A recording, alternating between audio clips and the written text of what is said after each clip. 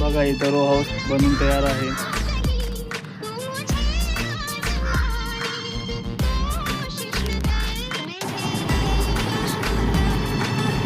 Hello मित्रांनो, आज मी आलो इथं पार्सल डिलिव्हरी करायला.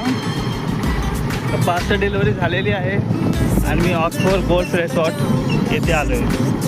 हे बघा डोंगर. यावेळी मी आपली गाडी 20च्या स्पीडने हळूहळू जातो आहे खाली.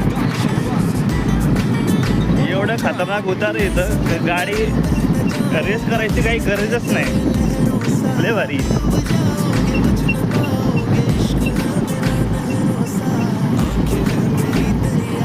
एकदम मस्त व्ह्यू.